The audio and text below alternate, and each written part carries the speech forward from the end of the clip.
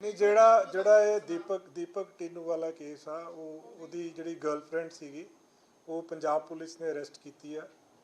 ਉਹ ਥੋੜਾ ਜਿਹਾ ਮੈਂ ਵਿਦਆਊਟ ਨੇਮਿੰਗ ਥੋੜੀ ਜਿਹੀ ਡਿਟੇਲਸ ਦੱਸ ਦਿੰਦਾ ਮੈਂ। ਉਹ ਲੜਕੀ ਜਿਹੜੀ ਫੜੀ ਆ, ਇੱਕ ਤਾਂ ਕਈਆਂ ਨੂੰ ਕਨਫਿਊਜ਼ਨ ਸੀਗੀ ਕਿ ਕੋਈ ਲੜਕੀ ਕੋਈ ਪੁਲਿਸ ਅਫੀਸ਼ੀਅਲ ਸੀਗੀ। ਸੋ ਬਿਲਕੁਲ ਕਲੀਅਰ ਆ ਉਹ ਪੁਲਿਸ ਅਫੀਸ਼ੀਅਲ ਨਹੀਂ ਆ ਲੜਕੀ।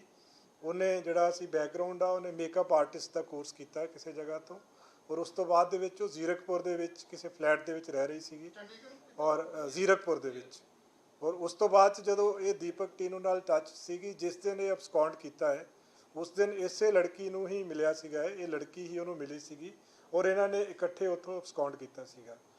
ਉਸ ਤੋਂ ਬਾਅਦ ਲਗਾਤਾਰ ਸਾਡੀ ਜਿਹੜੀ ਐਂਟੀ ਗੈਂਗਸਟਰ ਟਾਸਕ ਫੋਰਸ ਆ ਉਹ ਪੂਰੀ ਤਰ੍ਹਾਂ ਨਜ਼ਰ ਰੱਖੀ ਹੋਈ ਸੀ। ਉਹਨਾਂ ਨੇ ਉਹਨੂੰ ਟਰੈਕ ਕਰਕੇ ਲੜਕੀ ਨੂੰ ਫਿਰ ਮੁੰਬਈ ਤੋਂ, ਜਦੋਂ ਮਾਲਦੀਵਸ ਦੀ ਉਹਨੇ ਫਲਾਈਟ ਲੈਣੀ ਸੀ ਮੁੰਬਈ ਤੋਂ, ਏਅਰਪੋਰਟ ਤੋਂ ਉਹਨੂੰ ਟਰੈਕ ਕਰਕੇ ਫਿਰ ਉਹਨੂੰ ਅਰੈਸਟ ਕੀਤਾ ਲੜਕੀ ਨੂੰ। ਸੋ ਇੱਕ ਗੱਲ ਇਹਦੇ 'ਚ ਬਿਲਕੁਲ ਸਪਸ਼ਟ ਆ ਕਿ ਉਹ ਪੁਲਿਸ ਅਫੀਸ਼ੀਅਲ ਨਹੀਂ ਆ, ਨਾ ਹੀ ਉਹਦਾ ਕੋਈ ਪੁਲਿਸ ਡਿਪਾਰਟਮੈਂਟ ਦੇ ਨਾਲ ਕਿਸੇ ਤਰ੍ਹਾਂ ਦਾ ਲਿੰਕ ਆ ਉਹਦਾ ਲੜਕੀ ਦਾ। ਲੜਕੀ ਜਿਹੜੀ ਹੈਗੀ ਸੀਗੀ ਉਹ ਤਾਂ ਕਹਿ ਰਹੀ ਸੀ ਕਿ ਦੋ ਜਿਹੜੇ ਸੀਗੇ ਪੁਲਿਸ ਮੁਲਾਜ਼ਮ ਦਾ ਵਿੱਚ ਕਿਤੇ ਨਾ ਕਿਤੇ ਇੱਕ ਰੋਲ ਆ ਰਿਹਾ ਸੀਗਾ ਜਿਹੜੀ ਹੈਗੀ ਹੈ। ਉਸ ਤੋਂ ਬਾਅਦ ਜਿਹੜੀ ਤੁਸੀਂ ਮਾਲਦੀਵ ਸਰ ਇਹ ਤੋਂ ਹੈਗਾ ਇਨਵੈਸਟੀਗੇਸ਼ਨ ਜਿਹੜਾ ਕਿਨੂੰ ਗੈਂਗਸਟਰ ਹੈ ਉਹ ਬਾਹਰ ਚਲਾ ਗਿਆ ਜਾਂ ਆਪਾਂ ਨਹੀਂ, ਉਹਦੇ ਬਾਰੇ 'ਚ ਦੇਖੋ ਅਜੇ ਇਹਦੇ ਬਾਰੇ 'ਚ ਨਹੀਂ ਆ, ਕੋਈ ਇੱਦਾਂ ਦਾ ਐਵੀਡੈਂਸ ਨਹੀਂ ਮਿਲਿਆ ਅਜੇ ਤੱਕ ਕਿ ਵੀ ਇਹ ਲੜਕੀ ਉਹਦੀ ਗਰਲਫ੍ਰੈਂਡ ਸੀਗੀ। ਜਦੋਂ ਲੜਕੀ ਉਹਨੂੰ ਮਿਲਣ ਵਾਸਤੇ ਗਈ ਆ, ਇਹ ਦੋਨੇ ਜੋ ਆਪਾਂ ਨੂੰ ਪਹਿਲਾਂ ਜਿੰਨੀ ਗੱਲ ਸੀਗੀ ਕਿ ਜਿਹੜਾ ਪ੍ਰਿਤਪਾਲ ਆ ਉਹਦੇ ਫਲੈਟ ਦੇ ਵਿੱਚ ਇਹ ਦੋਨੋਂ ਮਿਲੇ ਆ, ਮਿਲਣ ਤੋਂ ਬਾਅਦ ਦੇ ਵਿੱਚ ਇਹ ਦੋਨੋਂ ਇਕੱਠੇ ਉੱਥੋਂ ਇਹਨਾਂ ਨੇ escape ਕੀਤਾ ਹੈ। ਮਤਲਬ ਲੜਕੀ ਨਾਲ ਗਈ ਆ, ਨਾਲ ਦੀਪਕ ਟੀਨੂ ਨੇ escape ਕੀਤਾ ਹੈ। ਫਿਰ ਇੱਕ ਦੋ ਜਗ੍ਹਾ ਉਹਨੇ ਦੱਸੀਆਂ ਜਿਹੜੀਆਂ ਅਜੇ ਸਾਡਾ ਇਨਵੈਸਟੀਗੇਸ਼ਨ ਦਾ ਪਾਰਟ ਆ, ਉਹਨੂੰ ਡਿਸਕਲੋਜ਼ ਕਰਾਂਗੇ ਤਾਂ ਉਹ ਸਫਰ ਕਰਦੀ ਆ। ਹਾਂ, ਕਾਰ ਦੇ ਵਿੱਚ ਗਏ। ਇਹ ਚੀਜ਼ਾਂ ਨਾ ਅਜੇ ਕਿਉਂਕਿ ਉਹਨੂੰ ਫੜ ਕੇ ਲਿਆਂਦਾ, ਇਹ ਚੀਜ਼ਾਂ ਅਜੇ ਵੈਰੀਫਾਈ ਕਰਨ ਵਾਲੀਆਂ ਸਾਰੀਆਂ ਦੇ ਸਾਰੀਆਂ। ਬਟ ਇੱਥੋਂ एक सवाल एक ਵਿੱਚ ਆਉਂਦਾ ਕਿਉਂਕਿ ਪਿੱਛੇ ਜੇ ਖਬਰ ਇਹ ਵੀ ਸਾਹਮਣੇ ਆਈ ਸੀ ਕਿ ਜਿਹੜਾ ਸੀਆਈਏ ਦਾ ਅਫਸਰ ਇਸ ਇਨਵੈਸਟੀਗੇਸ਼ਨ ਦੇ ਵਿੱਚ ਸੀਗਾ, ਉਸ ਦੇ ਉੱਤੇ ਪਹਿਲਾਂ ਤੋਂ ਹਾਈ ਕੋਰਟ ਦੇ ਵਿੱਚ ਕਾਫੀ ਕੇਸ ਚੱਲ ਰਹੇ ਸੀ, ਖਾਸ ਕਰਕੇ ਰਿਸ਼ਵਤ ਦੇ ਲੈਣ ਦੇਣ ਨੂੰ ਲੈ ਕੇ। ਉਸ ਦੇ ਉੱਤੇ ਇਨਕੁਆਇਰੀ ਵੀ ਹਾਈ ਕੋਰਟ ਨੇ ਮਾਰਕ ਕੀਤੀ ਗਈ ਸੀ। ਜੇ ਇੰਨੀ ਇਨਕੁਆਇਰੀਜ਼ ਹਾਈ ਕੋਰਟ ਵੱਲੋਂ ਮਾਰਕ ਕੀਤੀ ਗਈ ਸੀ, ਫਿਰ ਏਡੀ ਵੱਡੀ ਜ਼ਿੰਮੇਵਾਰੀ ਐਸੇ ਗੈਂਗਸਟਰ ਦੀ ਜ਼ਿੰਮੇਵਾਰੀ ਜਿਸਨੇ ਪੰਜਾਬ ਦੇ ਸਭ ਤੋਂ ਉੱਘੇ ਹੋਏ ਕਲਾਕਾਰ ਦਾ ਕਤਲ ਜਿਸ ਦੇ ਇਲਜ਼ਾਮ ਨੇ, ਉਹ ਜ਼ਿੰਮੇਵਾਰੀ ਉਸ ਅਫਸਰ ਨੂੰ ਦਿੱਤੀ ਹੀ ਕਿਉਂ ਗਈ? ਉਸ ਟੀਮ ਦੇ ਵਿੱਚ ਉਹਨੂੰ ਨਹੀਂ, ਇਹ ਫੈਕਟਸ ਮੈਨੂੰ ਨਹੀਂ ਪਤਾ ਹੈਗੇ, ਇਹ ਸਾਰੇ ਚੈੱਕ ਕਰਨੇ ਪੈਣਗੇ। ਜਿਹੜੀ ਗੱਲ ਤੁਸੀਂ ਕਹਿ ਰਹੇ ਸੀਗੇ ਕਿ ਕੀ ਉਹਦਾ ਪ੍ਰਿਤਪਾਲ ਦੇ ਨਾਲ ਕੰਟੈਕਟ ਸਟੈਬਲਿਸ਼ ਹੋਇਆ ਕਿ ਨਹੀਂ ਹੋਇਆ, ਉਹ ਚੀਜ਼ ਅਜੇ ਇਟਸ ਪਾਰਟ ਆਫ ਇਨਵੈਸਟੀਗੇਸ਼ਨ। ਅਜੇ ਤੱਕ ਐਵੀਡੈਂਸ ਹੁਣ ਮਿਲੇਗਾ ਅੱਗੇ, ਕਿਉਂਕਿ ਅਜੇ ਤਾਂ ਉਹਨੂੰ ਫੜ ਕੇ ਲਿਆਂਦਾ ਹੈ। ਹੁਣ ਉਹਦੀ ਪੁੱਛਗਿੱਛ ਹੋਏਗੀ। ਪ੍ਰਿਤਪਾਲ ਦੀ ਪੁੱਛਗਿੱਛ ਕੱਲੀ ਜਾ ਰਹੀ ਸੀ, ਅਜੇ ਤੱਕ ਜੋ ਪਤਾ ਲੱਗਿਆ ਕੱਲੀ ਜਾ ਰਹੀ ਸੀ।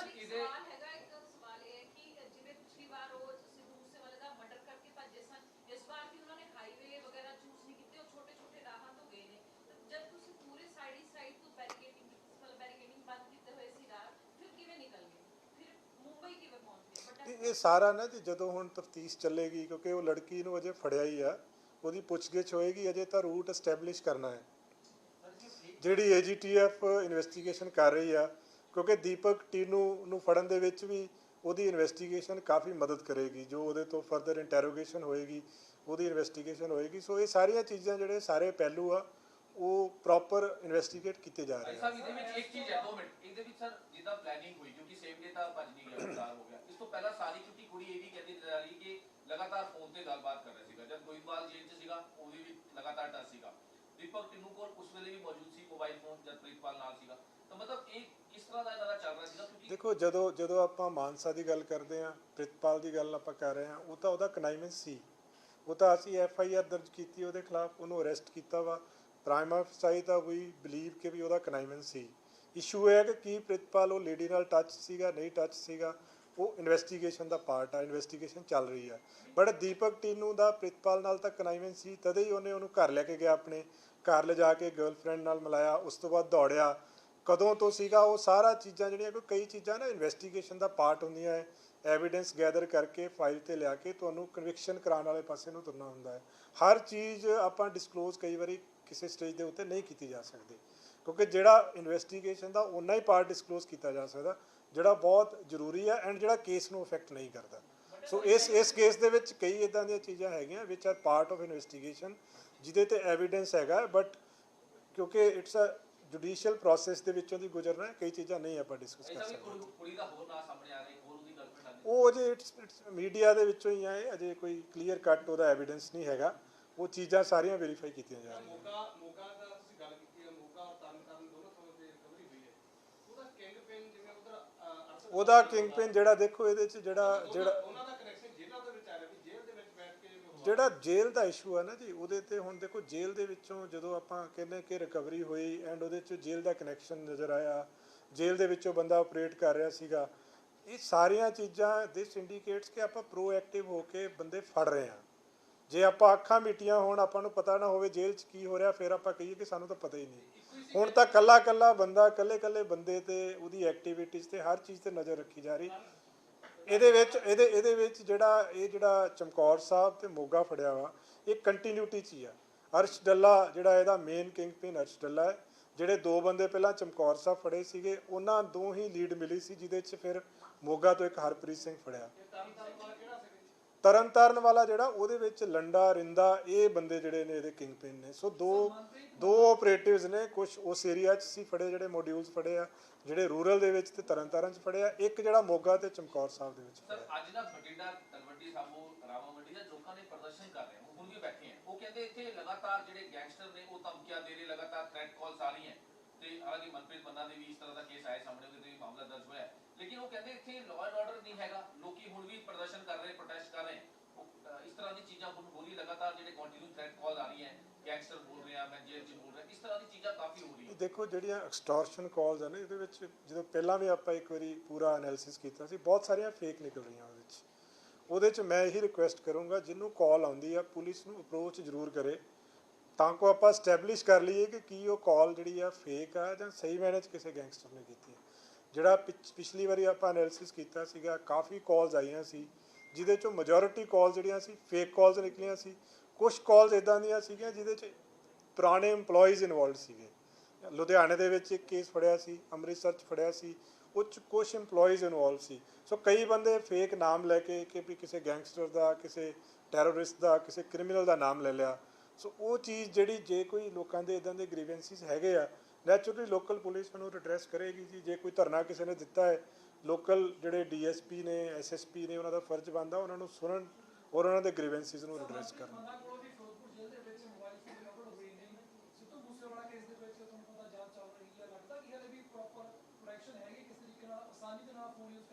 ਨਹੀਂ, ਜਿਹੜਾ ਉਹ ਅਜੇ ਮੇਰੀ ਨੌਲੇਜ 'ਚ ਹੁਣੇ ਹੀ ਆਇਆ, ਇਨਫੈਕਟ ਉਹਦੀ ਡਿਟੇਲ ਦੇ ਵਿੱਚ ਜਾਵਾਂਗੇ। ਬਟ ਇਹ ਜਿਹੜਾ ਜਦੋਂ ਨਾ ਦੇਖੋ ਟ੍ਰਾਂਜੀਸ਼ਨ ਫੇਜ਼ ਹੁੰਦਾ ਹੈ, ਜਦੋਂ ਆਪਾਂ ਬਹੁਤ ਸਖਤੀ ਕਰਦੇ ਹਾਂ ਨਾ, ਉਦੋਂ ਚੀਜ਼ਾਂ ਦੀ ਰਿਕਵਰੀ ਹੋਣਾ ਇਟਸੈਲਫ ਇੱਕ ਪੋਜ਼ਿਟਿਵ ਸਾਈਨ ਹੁੰਦਾ ਹੈ। ਇਹਦਾ ਮਤਲਬ ਚੀਜ਼ਾਂ ਗਲਤ ਹੱਥਾਂ 'ਚ ਨਹੀਂ ਜਾ ਰਹੀਆਂ। ਇੰਨੇ ਸਾਰੇ ਆਪਾਂ ਮੋਡਿਊਲਸ ਬਸਟ ਕੀਤੇ, 5 ਮੋਡਿਊਲ ਬਸਟ ਕੀਤੇ ਆਪਾਂ, AK-47 ਫੜੀ, AK-56 ਫੜੀ, ਵੱਡੀ ਮਾਤਰਾ 'ਚ RDX ਫੜਿਆ। ਸੋ ਇਹ ਚੀਜ਼ਾਂ ਜੇ ਕ੍ਰਿਮੀਨਲ ਐਲੀਮੈਂਟਸ ਦੇ ਹੱਥ 'ਚ ਚਲੇ ਜਾਣ ਤਾਂ ਬਹੁਤ ਵੱਡਾ ਨੁਕਸਾਨ ਹੋ ਸਕਦਾ ਹੈ। ਸਿਮਿਲਰਲੀ ਜੇਲ੍ਸ ਦੇ ਵਿੱਚੋਂ ਵੀ ਜਿਹੜੀਆਂ ਰਿਕਵਰੀਜ਼ ਹੋ ਰਹੀਆਂ ਨਾ, ਉਹ ਵੀ ਇੱਕ ਜੇਲ੍ਹ ਦੇ ਵਿੱਚ ਕਿਉਂਕਿ ਚੈਕਿੰਗ ਵਧੀ ਆ, ਪਲੱਸ ਸਰਵੇਲੈਂਸ ਵਧੀ ਆ, ਸੋ ਰਿਕਵਰੀਜ਼ ਹੋਣਗੀਆਂ ਜਿਨ੍ਹਾਂ ਦੇ ਕੋਲੇ ਆਲਰੇਡੀ ਜੇ ਉਹ ਚੀਜ਼ਾਂ ਸਾਰੀਆਂ ਜਿਹੜੀਆਂ ਨੇ ਉਹ ਜੇਲ੍ਹ ਐਡਮਿਨਿਸਟ੍ਰੇਸ਼ਨ ਚੈੱਕ ਕਰ ਰਹੀ ਆ। ਜਦੋਂ ਕਿਸੇ ਕੋਈ ਕੇਸ ਰਜਿਸਟਰ ਹੁੰਦਾ ਹੈ ਜੀ, ਉਹਦੀ ਪੂਰੀ ਤਹਿ ਤੱਕ ਇਨਵੈਸਟੀਗੇਸ਼ਨ ਹੁੰਦੀ ਆ।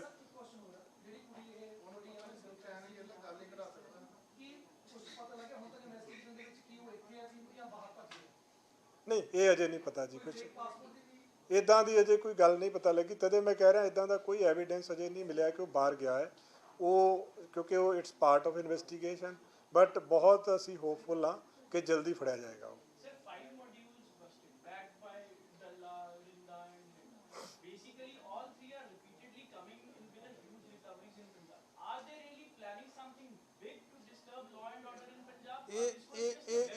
ਇਹ ਜਿਹੜਾ ਚੀਜ਼ ਹੈ ਨਾ ਜੀ, ਜਿਹੜੇ ਬੰਦੇ ਫੜੇ ਜਾਂਦੇ ਆ ਉਹਨਾਂ ਨੂੰ ਇੱਕ ਹੱਦ ਤੱਕ ਹੀ ਪਤਾ ਹੁੰਦਾ ਹੈ।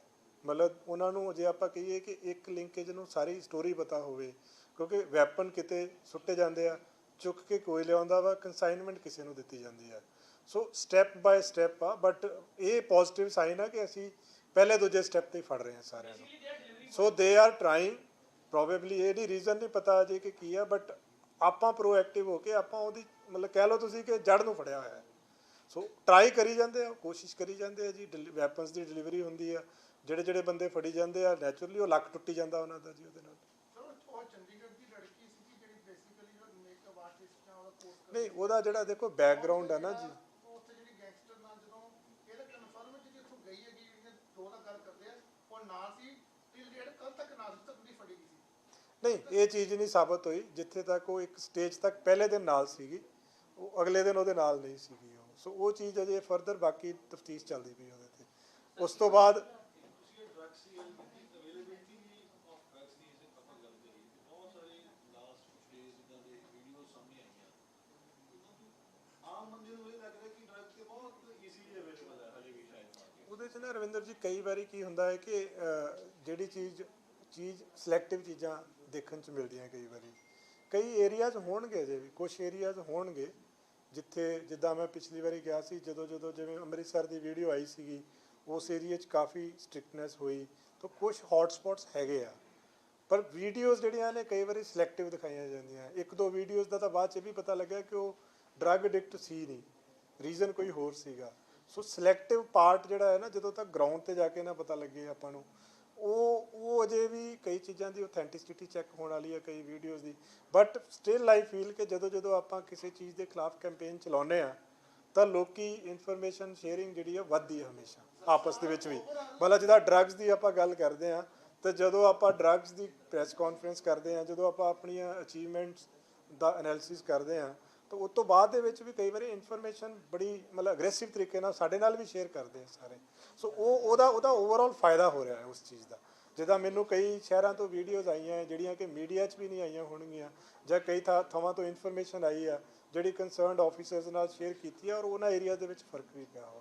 ਤੇ ਸਰ ਇਹ ਪੂਰਾ ਓਵਰਆਲ ਦੇਖੋ ਰਿਕਵਰੀ ਹੁੰਦੀ ਪਈ ਹੈ, ਇਹ ਸਰ ਬੇਸਿਕਲੀ ਕਿੱਥੋਂ ਹੈਗਾ? ਕਿਉਂਕਿ ਪੰਜਾਬ ਤੋਂ ਚੀਜ਼ ਬਣਦੀ ਨਹੀਂ ਪਈ ਸਰ। ਇਹ ਬੇਸਿਕਲੀ ਆਪਾਂ ਆਪ ਨੇਬਰਿੰਗ ਸਟੇਟ ਕੰਟਰੀ ਅਸਲ 'ਚ ਕਿੱਥੋਂ ਆ ਗਿਆ? ਨਹੀਂ ਦੇਖੋ, ਉਹ ਤਾਂ ਆਪਾਂ ਜਿਹਦਾ ਲਾਸਟ ਟਾਈਮ ਡਿਸਕਸ ਕੀਤਾ ਜੀ, ਕਈ ਤਰ੍ਹਾਂ ਦੇ ਬਾਜਾ ਜੀ ਡਰੱਗਸ ਨੇ ਜਿਹੜੇ ਆਪਣੇ ਹੈਰੋਇਨ ਆ ਜਾਂ ਸਮੈਕ ਆ, ਇੱਕੋ ਟਾਈਪ ਦੇ ਡਰੱਗਸ ਆ, ਉਹ ਤਾਂ ਅਕ੍ਰੋਸ ਦੀ ਬਾਰਡਰ ਹੀ ਆਉਂਦੇ ਆ। ਉਹਦੇ ਪਰ ਵੇ ਆਊਟਸ ਕਈ ਲੱਭ ਲਏ ਉਹਨਾਂ ਨੇ। ਜਿੱਦਾਂ ਕੁਛ ਪਿੱਛੇ ਗੁਜਰਾਤ, ਮਹਾਰਾਸ਼ਟਰਾ ਪੋਰਟਸ ਤੋਂ ਵੀ ਆ ਰਿਹਾ ਸੀ, ਕੁਛ ਜੰਮੂ ਕਸ਼ਮੀਰ ਤੋਂ ਵੀ ਆ ਰਿਹਾ ਹੈ, ਕੁਛ ਆ ਜਿੱਦਾਂ ਆਪਾਂ ਮੋਡਿਊਲ ਫੜਿਆ ਹੁਣੇ ਅੰਮ੍ਰਿਤਸਰ ਰੂਰਲ ਦੇ ਵਿੱਚ, ਉਹਨਾਂ ਕੋਲੋਂ ਵੀ 2 ਕਿਲੋ ਹੈਰੋਇਨ ਫੜੀ ਆ। ਇਟ ਮੀਨਸ ਕੁਛ ਵੈਪਨਸ ਦੇ ਨਾਲ ਵੀ ਆ ਰਿਹਾ ਹੈ, ਕੁਛ ਅਕ੍ਰੋਸ ਦੀ ਬਾਰਡਰ ਵੀ ਆ ਰਿਹਾ ਹੈ। ਸੋ ਮਲਟੀਪਲ ਥਾਵਾਂ ਤੋਂ ਆ ਰਹੇ ਆ, ਐਸੀ ਨਹੀਂ ਹੈ। ਹਾਂਜੀ, ਮੁਦਰਾ ਪੋਰਟ ਤੋਂ ਆ ਰਿਹਾ ਸੀ, ਫਿਰ ਨਵਾਂ ਸ਼ਿਵਾ ਪੋਰਟ ਤੋਂ ਆਇਆ ਸੀਗਾ। 2 ਕੰਸਾਈਨਮੈਂਟਸ ਆਪਾਂ ਉੱਥੇ ਫੜੀਆਂ ਸੀ, ਇੱਕ ਆਪਾਂ ਨਵਾਂ ਸ਼ਹਿਰ 'ਚ 38 ਕਿਲੋ ਦੀ ਕੰਸਾਈਨਮੈਂਟ ਫੜੀ ਸੀਗੀ।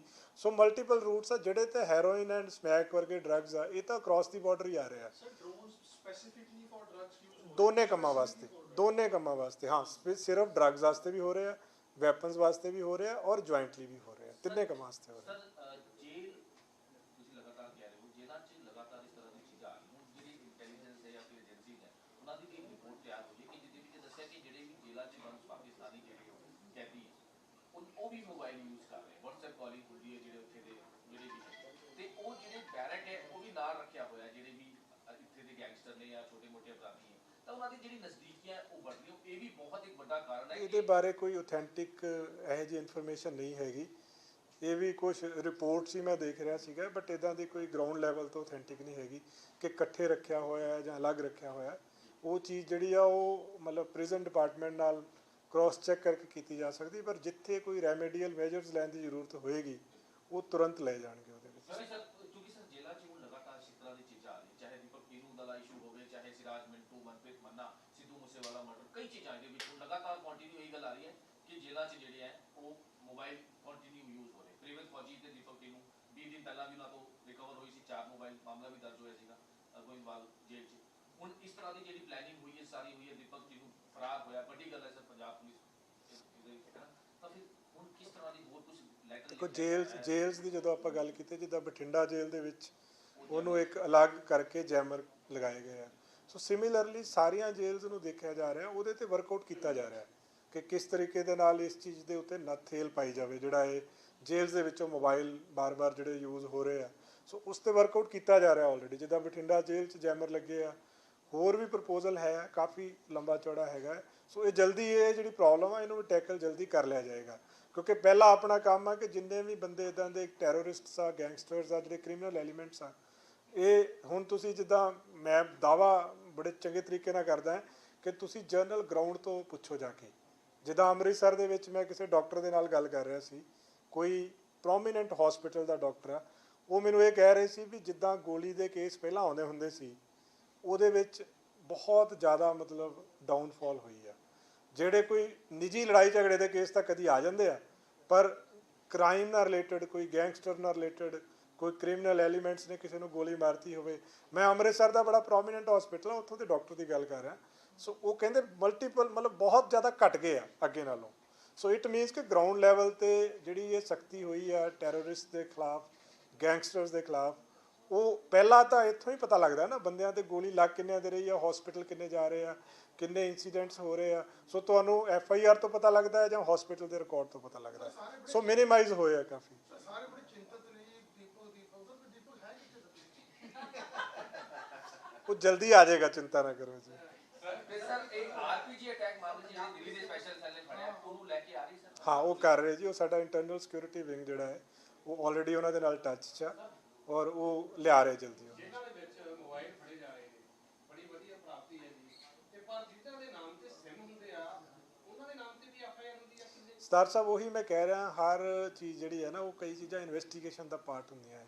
ਜਿਹੜਾ ਵੀ ਮੋਬਾਈਲ ਫੜਿਆ ਜਾਂਦਾ ਹੈ, ਚਾਹੇ ਉਹ ਅਬੈਂਡਨ ਮਿਲੇ, ਚਾਹੇ ਉਹ ਕਿਸੇ ਤੋਂ ਫੜਿਆ ਜਾਵੇ, ਉਹਦੀ ਪੂਰੀ ਤਹਿ ਤੱਕ ਜਾਇਆ ਜਾਂਦਾ ਹੈ ਕਿ ਉਹ ਕਿੱਥੋਂ ਖਰੀਦਿਆ ਗਿਆ, ਉਹ ਨੰਬਰ ਪਹਿਲਾਂ ਕਿੰਨੇ ਵਰਤਿਆ, ਕੀ ਉਹ ਪਹਿਲੀ ਵਾਰੀ ਵਰਤਿਆ ਗਿਆ। ਸਾਰੀਆਂ ਚੀਜ਼ਾਂ ਇਨਵੈਸਟੀਗੇਸ਼ਨ 'ਚ ਆਉਂਦੀਆਂ ਹੈ, ਪਰ ਉਹ ਹਰ ਚੀਜ਼ ਆਪਾਂ ਕਈ ਵਾਰੀ ਨਾ ਡਿਸਕਲੋਜ਼ ਨਹੀਂ ਕਰ ਸਕਦੇ, ਉਹਦੇ ਨਾਲ ਇਨਵੈਸਟੀਗੇਸ਼ਨ ਸਫਰ ਕਰਦੀ ਹੈ। ਪਰ ਜਿਹੜਾ ਵੀ ਮੋਬਾਈਲ ਫੜਿਆ ਜਾਂਦਾ, ਉਹ ਪੂਰਾ ਉਹਦਾ ਐਨਾਲਿਸਿਸ ਹੁੰਦਾ ਹੈ ਕਿ ਕਿੱਥੋਂ ਆਇਆ, ਕਿਵੇਂ ਆਇਆ। ਇੱਕ ਗੱਲ ਹੋਰ ਆਉਂਦੀ ਹੈ, ਜਿੰਨੇ ਵੀ ਥ੍ਰੈਟ ਕਾਲਸ ਆਉਂਦੇ ਨੇ, ਐਕਸਟੋਰਸ਼ਨ ਕਾਲਸ ਆਉਂਦੇ ਨੇ, ਮੈਕਸਿਮਮ ਕਾਲਸ ਉਹ ਜਾਂ ਤਾਂ ਸਰਵਰ ਜਨਰੇਟਡ ਨੰਬਰਸ ਹੁੰਦੇ ਜਾਂ ਫੋਰਨ ਨੰਬਰਸ ਹੁੰਦੇ ਨੇ। ਉਹਨਾਂ ਨੂੰ ਲੈ ਕੇ ਹੁਣ ਕਿਸ ਤਰੀਕੇ ਨਾਲ ਪੁਲਿਸ ਇਨਵੈਸਟੀਗੇਸ਼ਨ? ਉਹਦੇ 'ਚ ਦੇਖੋ, ਇਹ ਇੱਕ ਚੈਲੰਜ ਆ, ਬਟ ਇਹਦੇ 'ਤੇ ਵਰਕਆਊਟ ਕੀਤਾ ਜਾ ਰਿਹਾ। ਸਾਈਬਰ ਕ੍ਰਾਈਮ ਜਿਹੜਾ ਸਾਡਾ ਸਾਈਬਰ ਕ੍ਰਾਈਮ ਵਿੰਗ ਆ, ਉਹ ਕਰ ਰਿਹਾ ਇਹਦੇ ਉੱਤੇ।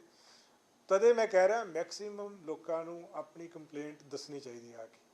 ਕਾਫੀ ਟੈਕਨੋਲੋਜੀ ਹੈਗੀ ਆ ਜਿੱਥੋਂ ਕਈ ਚੀਜ਼ਾਂ ਜਿਹੜੀਆਂ ਡਿਸਕਲੋਜ਼ ਹੋ ਜਾਂਦੀਆਂ, ਲੱਭ ਜਾਂਦੀਆਂ ਵਾ, ਬਟ ਜੇ ਕੋਈ ਇਨਫੋਰਮੇਸ਼ਨ ਨਹੀਂ ਦੇਵੇਗਾ, ਫਿਰ ਇਨਫੋਰਮੇਸ਼ਨ ਨਹੀਂ ਆਏਗੀ, ਫਿਰ ਉੱਤੇ ਵਰਕਆਊਟ ਨਹੀਂ ਹੋ ਪਾਏਗਾ। ਪੰਜਾਬ ਪੁਲਿਸ ਦੀਆਂ ਭਰਤੀਆਂ ਨੇ, ਪੇਪਰ ਨੇ 14 ਤਰੀਕ ਨੂੰ, ਕਈ ਬੱਚਿਆਂ ਦੀਆਂ ਇਹ ਕੰਪਲੇਂਟਸ ਨੇ ਕਿ ਸੈਂਟਰ ਬੜੇ ਦੂਰ ਬਣਾਏ ਗਏ ਨੇ ਤੇ ਕਈ ਬੱਚੇ ਪੇਪਰ ਛੱਡਣਾ ਵੀ ਚਾਹੁੰਦੇ ਨੇ। ਤੁਹਾਡੇ ਤੱਕ ਵੀ ਇਹ ਜਾਣਕਾਰੀ ਪਹੁੰਚੀ ਹੋਊਗੀ, ਇਹ ਕਾਰਨ ਕੀ ਹੈ ਜਿਹਦੇ ਕਿ ਇਹ ਬਦਲੇ ਜਾਣਗੇ ਜਿਹੜੇ ਸੈਂਟਰ ਦੂਰ ਬਣਾਏ ਗਏ ਨੇ? ਦੂਰ ਮਤਲਬ ਜੀ ਪੰਜਾਬ 'ਚ ਹੀ ਆ ਸਾਰੇ ਸੈਂਟਰ। ਕੋਈ ਅੰਮ੍ਰਿਤਸਰ ਜ਼ਿਲ੍ਹੇ ਦਾ ਹੈਗਾ ਤਾਂ ਉਹਦਾ ਪੇਪਰ ਅੱਗੇ ਦੇਖੋ, ਮੈਂ ਤਾਂ ਇਸ ਚੀਜ਼, ਦੇਖੋ ਅਸੀਂ ਤਾਂ ਆਪ ਐਗਜ਼ਾਮ ਦਿੱਤੇ, ਅਸੀਂ ਤਾਂ ਦਿੱਲੀ, ਕਾਨਪੁਰ, ਪਤਾ ਨਹੀਂ ਕਿੱਥੇ ਐਗਜ਼ਾਮ ਦੇਣ ਜਾਂਦੇ ਨੇ। ਸੋ ਜਦੋਂ ਬੰਦੇ ਨੇ ਨੌਕਰੀ ਲੈਣੀ ਹੋਵੇ, ਉਦੋਂ ਐਗਜ਼ਾਮ ਦੇਣ 'ਚ ਕੀ ਫਰਕ ਪੈਂਦਾ ਜੀ। ਅੱਛਾ, ਅਸੀਂ ਤਾਂ ਭਾਈ ਸਾਹਿਬ ਉਹਨਾਂ ਦਿਨਾਂ 'ਚ ਜਾਂਦੇ ਹੁੰਦੇ ਸੀ ਜਦੋਂ ਨਾ ਕੋਈ ਬੱਸ ਹੁੰਦੀ ਸੀ ਚੰਗੀ, ਨਾ ਕੋਈ ਟ੍ਰੇਨ ਚੱਲਦੀ ਸੀ।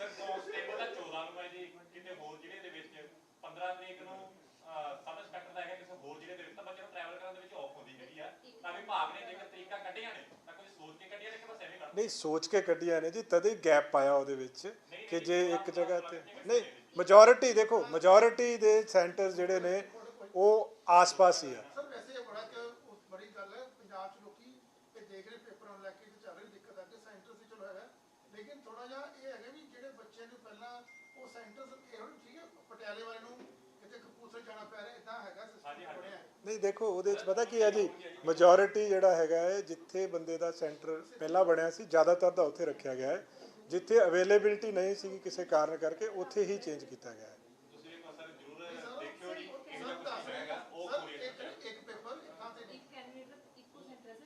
ਬਸ ਫਿਰ ਇਸ਼ੂ ਹੀ ਖਤਮ ਹੋ ਗਿਆ ਜੀ। ਉਹ ਕਹਿ ਰਹੇ ਇੱਕ ਕੈਂਡੀਡੇਟ ਦਾ ਇੱਕੋ ਜਗ੍ਹਾ ਤੇ ਤਿੰਨੇ ਪੇਪਰ ਆ, ਜੇ ਇੱਕ ਨੇ ਤਿੰਨੇ ਭਰਿਆ ਤਾਂ।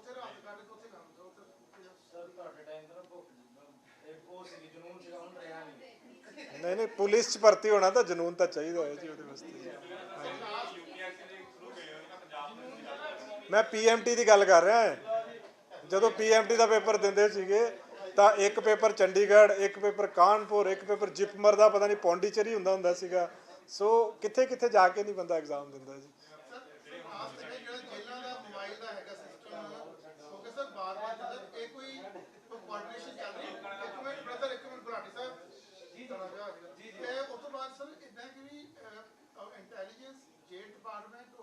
ਹਾਂਜੀ ਸਰ, ਕਿੱਥੇ ਹੈਗੇ ਕਿਉਂਕਿ ਗੈਂਗਸਟਰ ਫੜ ਰਹੇ ਨੇ, ਐਂਟੀ ਗੈਂਗਸਟਰ ਵਾਲੇ, ਜੇਲ੍ਹ ਡਿਪਾਰਟਮੈਂਟ ਉੱਥੋਂ ਮਿਲਦਾ ਪਿਆ, ਇੰਟੈਲੀਜੈਂਸ ਵਾਲੇ ਉੱਥੇ, ਚਲੋ ਪਤਾ ਹੀ ਨਾ ਸਰ, ਕੋਈ ਨਾ ਕੋਈ ਨਹੀਂ। ਦੇਖੋ, ਜਿੱਥੋਂ ਤੱਕ ਗੈਂਗਸਟਰਸ ਦਾ ਇਸ਼ੂ ਆ, ਐਂਟੀ ਗੈਂਗਸਟਰ ਟਾਸਕ ਫੋਰਸ ਜਿਹੜੀ ਆ ਉਹ ਕੋਆਰਡੀਨੇਟਿੰਗ ਏਜੰਸੀ ਆ। ਕੋਆਰਡੀਨੇਟਿੰਗ ਏਜੰਸੀ ਦਾ ਮਤਲਬ ਆ ਜੇ ਉਹ ਜੇਲ੍ਹ ਡਿਪਾਰਟਮੈਂਟ ਨਾਲ ਲਿੰਕਡ ਆ ਗੈਂਗਸਟਰ ਦਾ ਕੋਈ ਇਸ਼ੂ, ਚਾਹੇ ਉਹ ਜ਼ਿਲ੍ਹਾ ਪੁਲਿਸ ਦੇ ਨਾਲ ਆ, ਚਾਹੇ ਉਹ ਕਿਸੇ ਦੂਸਰੇ ਵਿੰਗ ਦੇ ਨਾਲ ਆ, ਐਂਟੀ ਗੈਂਗਸਟਰ ਟਾਸਕ ਫੋਰਸ ਸਾਰਿਆਂ ਨਾਲ ਹੀ ਕੋਆਰਡੀਨੇਟ ਕਰਦੀ ਹੈ। ਸਿਮਿਲਰਲੀ ਜਦੋਂ ਆਪਾਂ ਟੈਰਰਿਜ਼ਮ ਦੀ ਗੱਲ ਕਰਦੇ ਹਾਂ, ਇੰਟਰਨਲ ਸਿਕਿਉਰਿਟੀ ਵਿੰਗ ਜਿਹੜਾ ਵਾ ਉਹ ਇੱਕ ਕੋਆਰਡੀਨੇਟਿੰਗ ਏਜੰਸੀ ਆ। ਸੋ ਇੱਕ ਨੋਡਲ ਪੁਆਇੰਟ ਹਰ ਚੀਜ਼ ਦਾ ਆਲਰੇਡੀ ਪੰਜਾਬ ਪੁਲਿਸ 'ਚ ਬਣਿਆ ਹੋਇਆ ਹੈ। ਜਿੰਨੀ ਟੈਰਰਿਜ਼ਮ ਰਿਲੇਟਡ ਇਸ਼ੂਜ਼ ਹੋਣਗੇ, ਚਾਹੇ ਜ਼ਿਲ੍ਹਾ ਫੜੇ ਚਾਹੇ ਕੋਈ ਦੂਸਰਾ ਵਿੰਗ ਫੜੇ, ਉਹਦੀ ਸਾਰੀ ਇਨਫੋਰਮੇਸ਼ਨ ਸ਼ੇਅਰਿੰਗ ਜਿਹੜੀ ਆ, ਕੀ ਕੋਆਰਡੀਨੇਸ਼ਨ ਆਪਸ 'ਚ ਚਾਹੀਦਾ ਹੈ, ਸਾਰਾ ਇੰਟਰਨਲ ਸਿਕਿਉਰਿਟੀ ਵਿੰਗ 'ਚ ਹੋਏਗਾ। ਸਿਮਿਲਰਲੀ ਜਦੋਂ ਆਪਾਂ ਗੈਂਗਸਟਰਸ ਦੀ ਗੱਲ ਕਰਦੇ ਹਾਂ, ਉਹ ਪੂਰਾ ਐਂਟੀ ਗੈਂਗਸਟਰ ਟਾਸਕ ਫੋਰਸ ਕੋਲੇ ਹੋਏਗਾ। ਸੋ ਇਹ ਦੋਨੋਂ ਨੋਡਲ ਏਜੰਸੀਜ਼ ਬਣੀਆਂ ਹੋਈਆਂ ਸਾਡੀਆਂ ਇਸ ਕੰਮ ਵਾਸਤੇ। ਔਰ ਇਸੇ ਤਰ੍ਹਾਂ STF ਜਿਹੜੀ ਆ ਉਹ ਸਾਡੀ ਡਰੱਗਸ ਦੀ ਨੋਡਲ ਏਜੰਸੀ ਆ। ਕੋਈ ਵੀ ਡਰੱਗਸ ਰਿਲੇਟਡ ਇਸ਼ੂ ਹੋਵੇ, ਡਰੱਗਸ ਰਿਲੇਟਡ ਇਨਫੋਰਮੇਸ਼ਨ ਹੋਵੇ, ਫੜਨਾ ਹੋਵੇ, ਤਾਂ STF ਕੋਆਰਡੀਨੇਟ ਕਰਦੀ ਹੈ। ਸੋ ਆਲਰੇਡੀ ਇਹ ਬਣੀਆਂ ਹੋਈਆਂ, ਚਾਹੇ ਉਹ ਜੇਲ੍ਹ ਡਿਪਾਰਟਮੈਂਟ ਨਾਲ ਕੋਆਰਡੀਨੇਟ ਕਰਨਾ ਹੋਵੇ, ਚਾਹੇ ਐਂਟੀ ਗੈਂਗਸਟਰ ਟਾਸਕ ਫੋਰਸ ਨੇ ਆਪਣੇ ਜ਼ਿਲ੍ਹਿਆਂ ਦੇ ਨਾਲ ਕਰਨਾ ਹੋਵੇ, ਈਵਨ ਦੂਸਰੀਆਂ ਸਟੇਟਸ ਨਾਲ ਕੋਆਰਡੀਨੇਟ ਕਰਨਾ ਹੋਵੇ। ਸੋ ਹਰ ਚੀਜ਼ ਦੀ ਇੱਕ ਨੋਡਲ ਏਜੰਸੀ ਬਣੀ ਹੋਈ ਹੈ ਆਲਰੇਡੀ ਪੰਜਾਬ ਪੁਲਿਸ ਦੇ ਵਿੱਚ।